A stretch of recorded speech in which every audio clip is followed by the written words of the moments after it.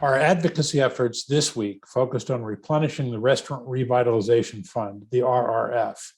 Pennsylvania has more than 6,400 pending applications that total more than $1.5 billion in stabilization funding that would be addressed by the $60 billion proposed replenishment bills. Our press release and media pitches yielded several interviews and articles with various media outlets, including an article in the Philly Metro newsletter. An op-ed emphasizing the need to replenish RRF by John Myro, founder of Philadelphia's TRIA and former PRLA board member, was published in the Philadelphia Inquirer. Additionally, the private events professionals of Pennsylvania hosted a Zoom discussion yesterday to discuss the status of the RRF replenishment efforts and ways in which Pennsylvania operators can advocate for this cause.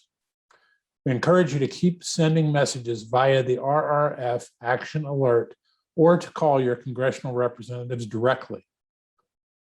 Last night, President Biden gave a speech on the administration's efforts to address COVID-19 from a workplace and economic perspective. He directed the Department of Labor and OSHA to issue an expedited emergency temporary standard to require any workplace with 100 or more employees to require vaccination or weekly testing of employees. Paid time off will be mandated for employees who need to leave to get vaccinated and handle any side effects. This mandate will apply to all employers regardless of industry or sector. However, the timing to implement this mandate remains to be determined, but it is unlikely to be immediate, as the National Restaurant Association expects court challenges to the emergency temporary standard. In a new study, the Federal Reserve Board of Governors says the U.S. economic activity has shifted down in July and August due to a growing concern of the Delta variant. They acknowledged a recession of eating out and travel and tourism in some parts of the country. It is important that we continue to shine a light on the fact that the impact of COVID-19 and its variants are far from over. So PRLA is partnering with the National Restaurant Association for another coronavirus impact survey. These surveys collect critical data for our advocacy efforts, especially now as we push for RRF replenishment funding. Your voice is important for our advocacy and media outreach. You can participate in the survey by clicking the link in today's update.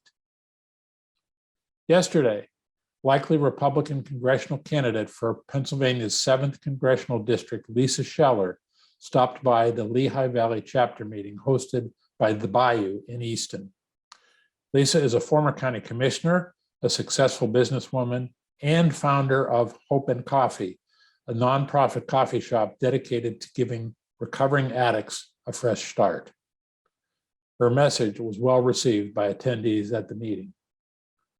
On Wednesday, the PA Senate Community, Economic, and Recreational Development Committee held a public hearing about legislation which would establish a tourism improvement district, known as a TID, for Allegheny County.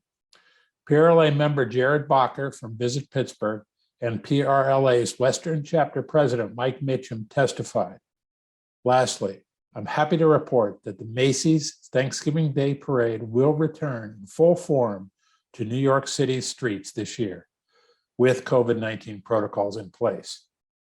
Many of you have heard me reference the Miracle on 34th Street approach to doing business. The Macy's Thanksgiving Day Parade kicks off this timeless classic movie of the same name. I'm John Longstreet with another edition of It Happened This Week. Thanks for tuning in, and I'll see you again next time.